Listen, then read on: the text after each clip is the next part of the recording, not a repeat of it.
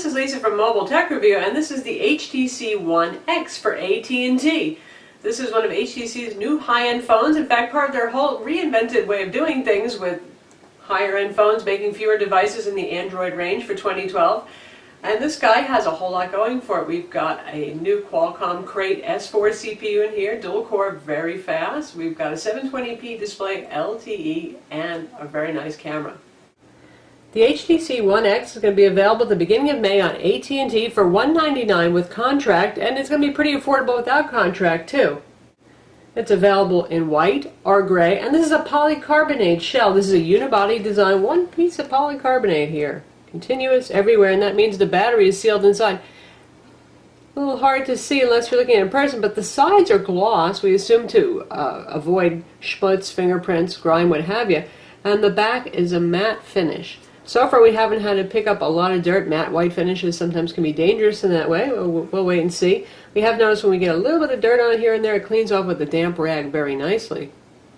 Since this is cut from one piece of polycarbonate, there's no inset grill here. You can see the speaker grill holes are actually just drilled right into the polycarbonate, a lot like the HTC One S, which is made of metal, but they did the same thing. One piece, drilled all the holes that they needed.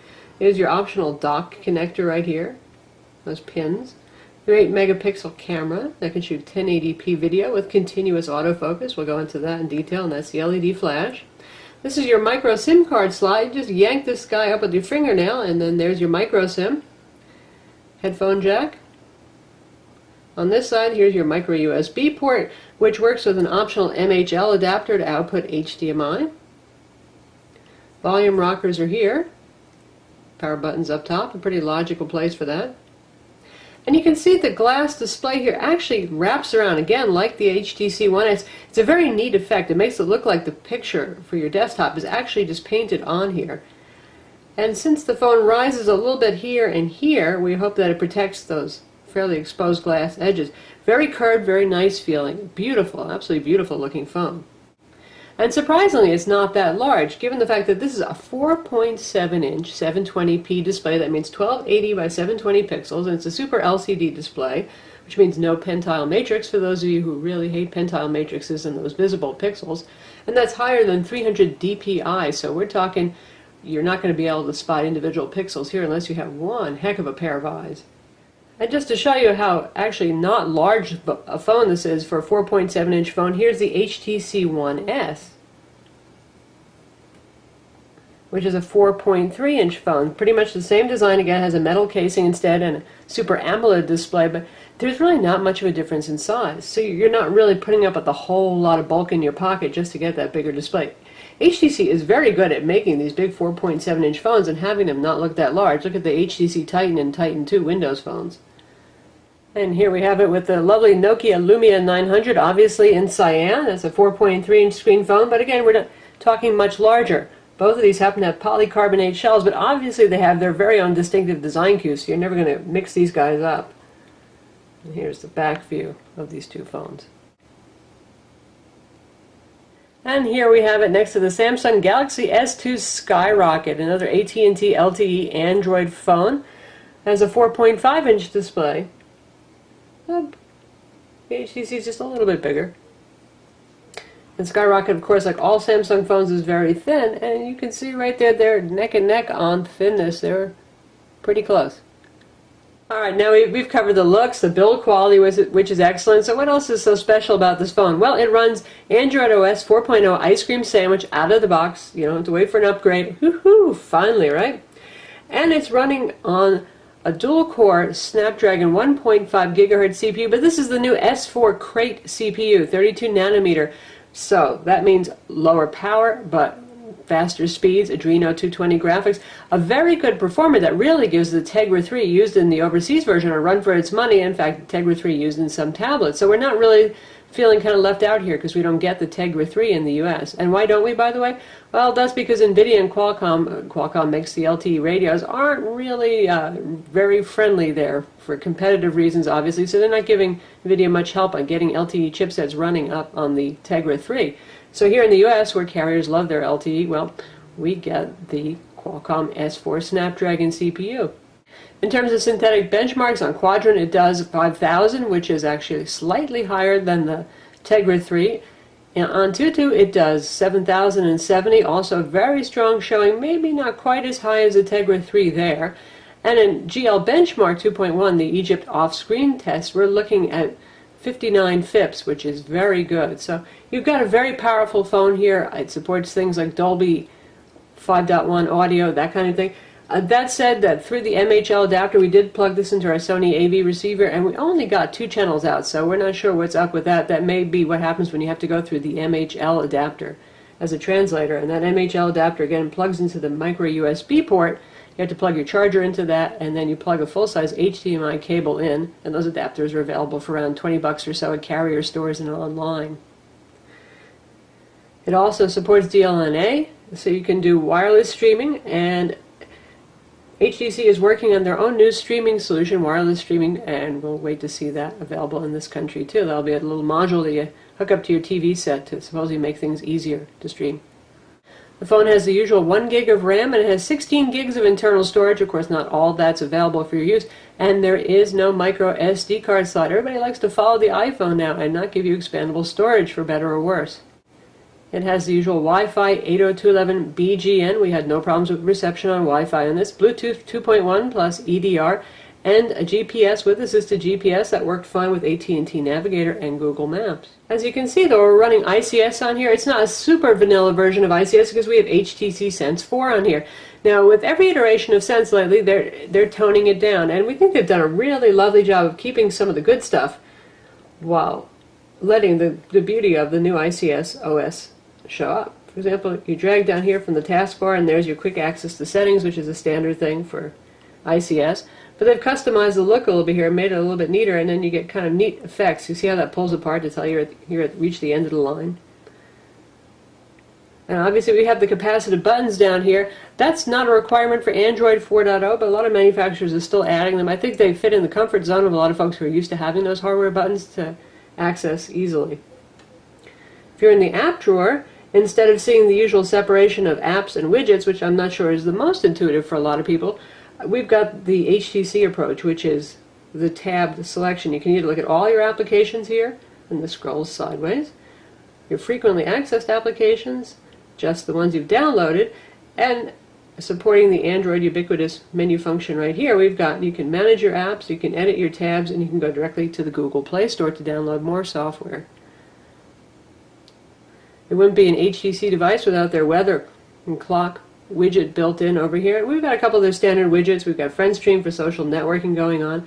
Their music controllers, so you can turn music playback on and off right from your home screen. HTC Watch if you want to rent or buy movies from HTC's rental service. And by the way, if you don't want any of these guys, you just press and hold, and you can go up to remove. Gone. And we've got some AT&T stuff on board as well. We've got their inescapable Yellow Pages mobile, live TV for streaming TV shows powered by Mobi TV, AT&T barcode scanner, AT&T Navigator, My AT&T. The usual boatload of AT&T stuff is on board here. And since this is Ice Cream Sandwich, say you feel like your Facebook and Twitter really ought to be together in the same folder on your home screen, just drag one on top of the other, and we've created a new folder.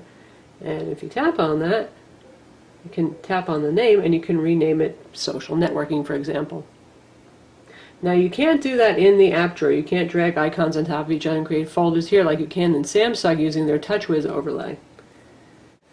And of course this wouldn't be HTC Sense without their very useful and cool lock screen. Here we've just woken up the phone. You can see we can quickly just drag an app to our lock ring here, and you can choose which apps these are. Phone, messages, camera here by default, and the internet browser. So say we just want to go straight to making a phone call.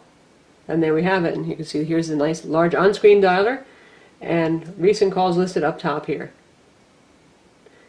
You've got quick access to your contacts, call history, and to any calling groups that you've created. And speaking of the phone, call quality on this is very good, both incoming and outgoing voice. Very clear, very easy to understand, full. Good noise rejection thanks to the multiple microphones and DSP setup here.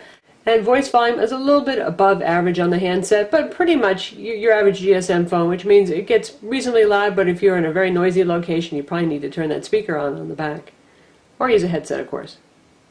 So as a voice phone, we can definitely recommend the HTC One X. Data speeds also quite good. Now, my Samsung Galaxy S2 Skyrocket has some of the fastest data speeds. Samsung is very good at getting fast data speeds out of their phone, and, well, this guy is beating it. And we'll look at our test results right here, and you can see some of the numbers we've been getting. Crazy, right? Now, the numbers you see over 30 megabit per second here and over 20 for upload, when we had a pretty good signal around 70 dB to 75 dB, which is a pretty reasonably strong signal, not the maximum best signal you can get on LTE. And the lower numbers, which are still quite impressive, are with a fairly weak negative 95 dB signal. So, wow. Very, very fast data. This is faster than most people's home ISP connection or Wi-Fi connection. Great stuff. Apps just download instantly. No problem whatsoever there. And the phone has the usual mobile hotspot feature. If you go with AT&T's higher tier data plan, that's included the tethering, and you can use this as a hotspot for up to 5 clients, tablets, laptops, what have you. As you can see so far, the phone's been very fast and responsive. The CPU and GPU here are very powerful, and certainly Sense is not burdening it in any way. With a gig of RAM, you've got enough RAM to run most anything. The web browser is fast and responsive. Now, some of this is going to have to do with the speed of your data connection. Here we have good fast LTE, so you don't see any of that checkerboarding or anything like that going on when you're scrolling pages. And here you can see HTC's on-screen keyboard. We're about to enter a different URL. That's the usual nice large keyboard you can press and hold to get numbers and symbols and stuff like that too. And you've got a .com shortcut and your speech recognition button right there. And now we've got our own website loaded up, the full desktop version. The scrolling speed is pretty good. We've got a lot of flash ads running here right now. And that can have an effect because we've got flash completely turned on. And it's very sharp and easy to read, and thanks to the large display besides it, you're just not going to have much difficulty reading even a desktop web page on this if your eyes are reasonably good. Let's see how it does for flash playback. We'll look at our Transformer Pad TF300 video review.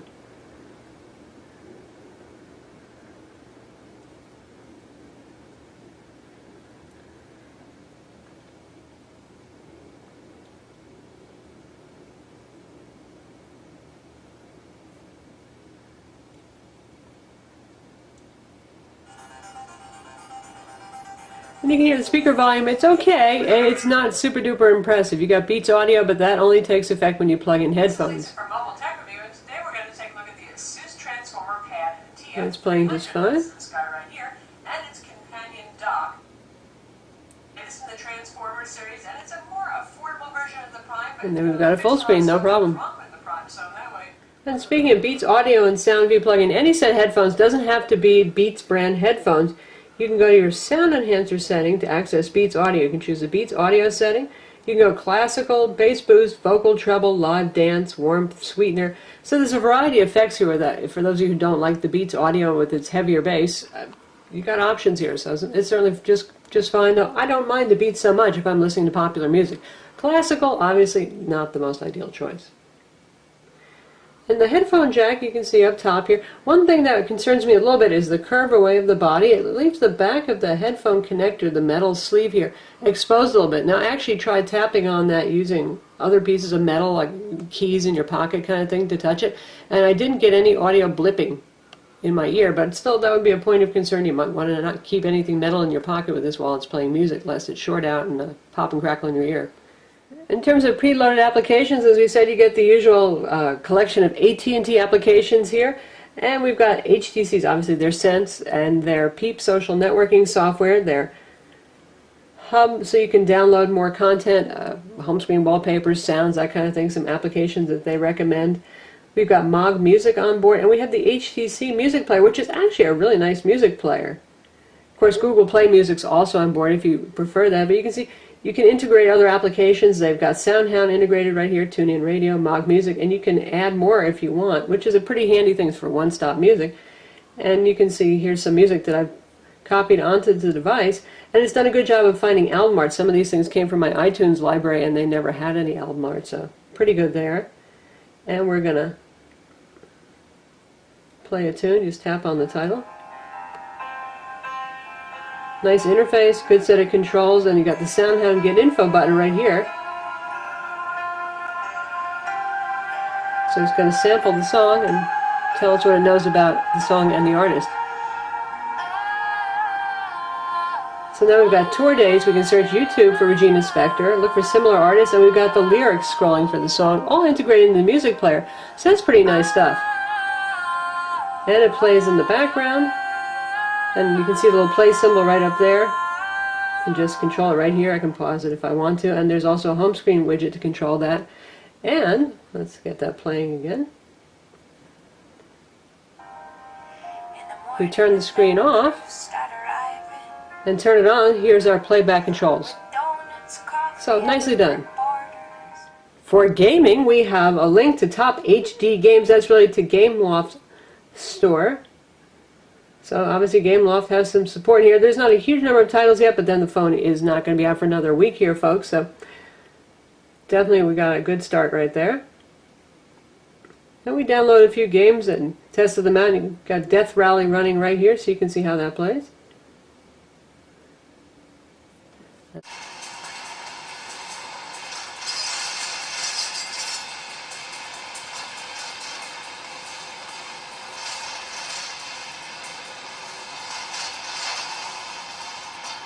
So it plays Death Rally, a pretty nice looking game, very well. Not the easiest game to control though, boy. I don't know how you guys do with this, but I would certainly like less sensitive steering. Obviously you can handle Adobe Flash Player playback. It has the built-in YouTube player, which plays regular and HD YouTube content. And we've got some locally stored movie trailers here. These are 1080p MPEG-4 high-profile 5.1 audio clips. Obviously we're not going to get 5.1 audio out of this speaker, but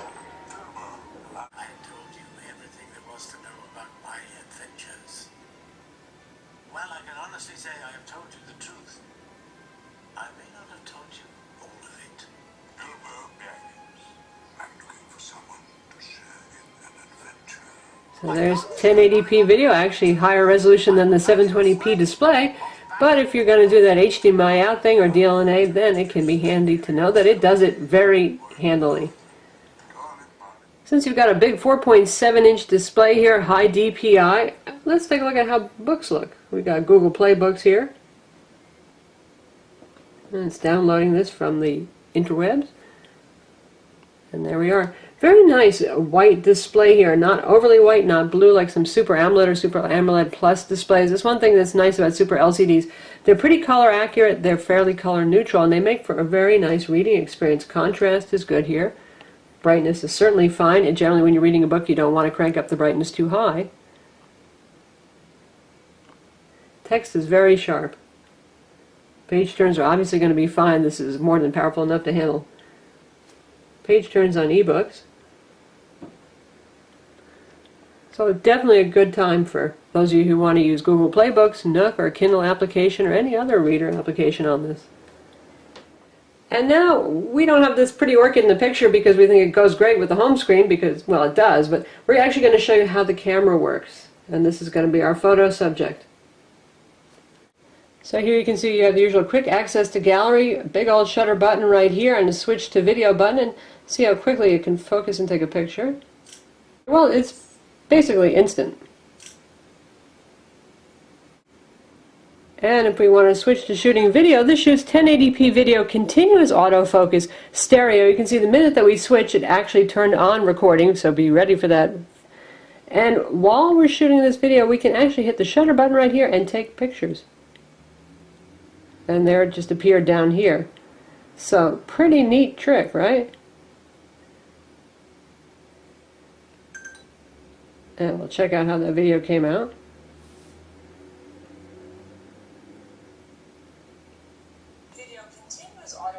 It's pretty good audio recording quality. So it records 30 fps video very smoothly. Shooting photos has no effect on that whatsoever.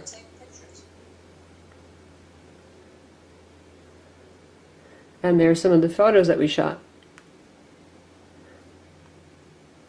Nice detail. Very nice camera. Definitely up there with the iPhone 4S. 8 megapixel rear main camera. Is it the best camera we've ever seen? I'll stop short of saying that. No, it's not. The HTC Titan 2 with the 16 megapixel camera takes even sharper photos and has better red exposure. And we'll get over to a red photo so you can see what I mean. So here's a photo that we took of some lovely red roses outdoors, and the leaf detail is great. Anything green is wonderful, but you can see red blooms a lot, which is a problem that we noticed with the HTC One S on T-Mobile as well. So red bloom is not an unusual problem for digital cameras, but the HTC One phones have a pretty bad case of it. So if you're in love with red roses, red buses, red whatever, keep in mind you're going to lose some detail there. But other than that, like I said, you can see the detail in the leaves here is just exceptional. Lovely. Good color, good contrast, good exposure. Everything else is nice. The camera can also do a couple of neat tricks, like shoot slow-mo video. It has HDR shooting, just like the iPhone, so you can get the best possible exposure. And there's lots of settings also.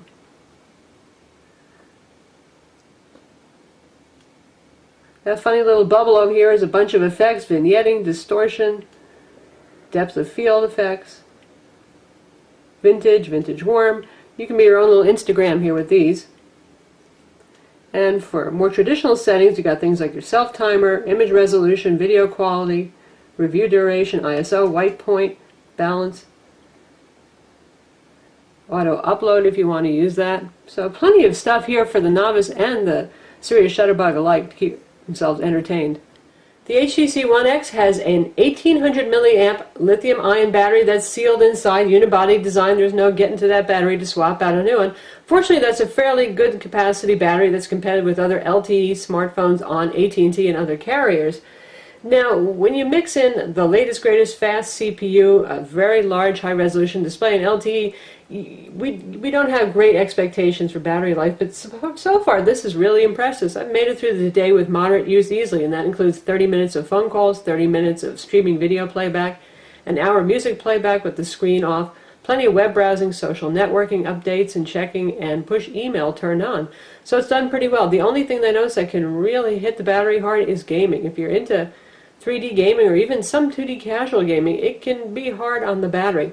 Particularly, I've noticed that some casual games, city builders, kingdom builders, those fantasy kind of games, they run in the background. They're always updating, reminding you when it's time to harvest your crops, whatever. Boy, that can really drain the battery quickly on this. So you might want to use a handy-dandy task manager that HTC includes to actually kill those and not have them running all the time in the background. But other than that, so far we've enjoyed pretty solid battery life.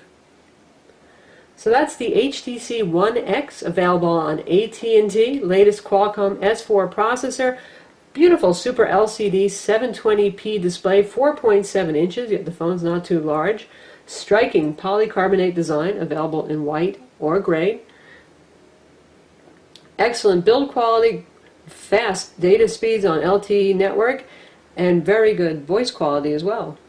You've got the latest, greatest ice cream sandwich on board here, and the most recent revision of HTC Sense, which I like quite a lot. I feel that it adds something to the phone without kind of overstepping its bounds and burying ice cream sandwich, so you can't see what the new elements of the UI are there. The phone is certainly very fast. It takes very nice 1080p video, continuous focus, as you saw. Very nice photos. Okay, it's not so good on shooting things that are red, but other than that, very good camera. It's an easy phone to recommend for $199 on contract. I'm Lisa from Mobile Tech Review. Don't forget to visit our website and read the full written review of the HTC One X and subscribe to our YouTube channel.